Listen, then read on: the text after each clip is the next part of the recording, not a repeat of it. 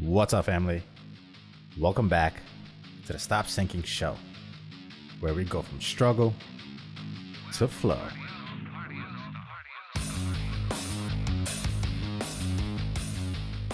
I know we're already all obsessed with the idea of finding our passion and our purpose.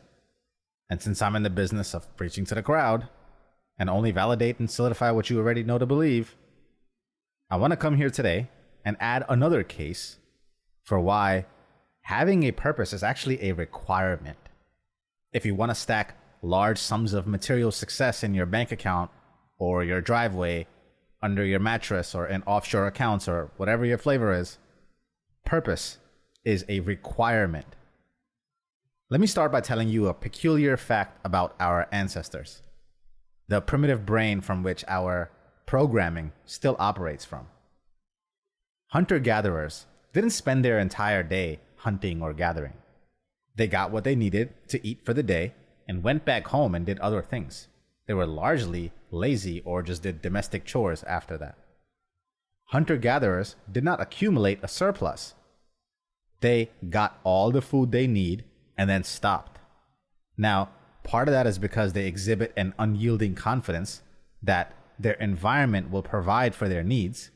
They trust that there will be more out there for them the next day, and then the next day. And then to try and store up a bunch of goods makes no sense. Now, at a time when refrigeration didn't exist and you didn't have a dedicated pantry in your house for overstocking of food, this approach makes a lot of sense. And in many parts of the world, people still operate like this. They buy the groceries they need for the day. Now, what else does this sound like to you? Does it not sound much like how the modern man still operates in many aspects of their lives? We all live for today. Many of us paycheck to paycheck, Friday to Friday, 2 Fridays to 2 Fridays. As long as our bills are paid, food is on the table, many of us can go years, decades on such a treadmill.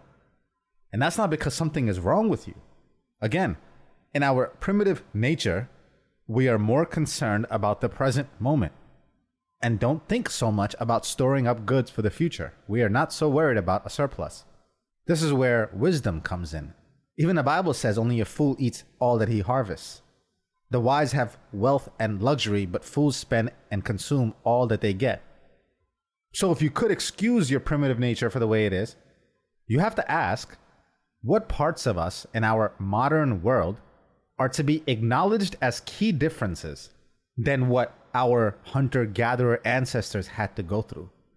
Those key differences point to why operating in the same manner as only being worried about today can be an outdated survival strategy. Now, while you can retain some of that beautiful spirit in having trust in your environment to always be accessible and providing for you, and that is always going to be the case, in our modern times, we have luxuries we didn't have in the past. And we have broader scale responsibilities, if you accept them.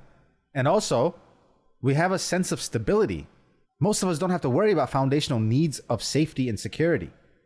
So we have the luxury to store up goods for the future. And maybe it's an obligation based on the stability that we have to make use of it. But still, many of us don't.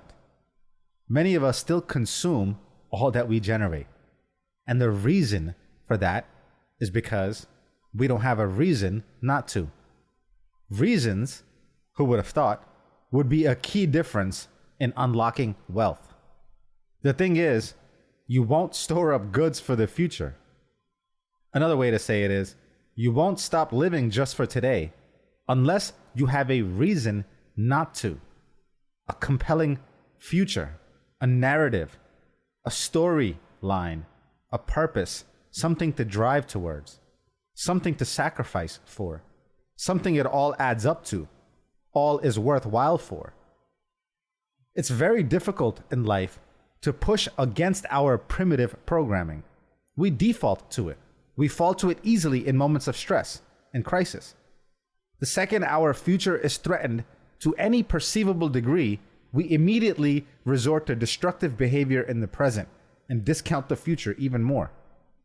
Pushing yourself past this won't work. You have to have something that pulls you, something bigger than you, something you can tie yourself to, that through the storms and the resistance that you encounter can still continue to pull you through towards that future. That's purpose. That's having a reason. Can I tell you how to find it? No, I'm still wondering if it's even findable. I don't think it's sitting outside somewhere perched like a fairy tale waiting for you to discover it. It's unique to you, conceptualized, created through the scope of what you can imagine is possible, and only limited by that exact same scope. You. Envisioned, visualized, maybe never even realized, but still with enough life force to pull you through, past your primal tendencies. And the more your imagination expands, the greater the surplus. But I suspect by then, the material will be immaterial. I love you, family. Stay true always. I'll see you on the next show.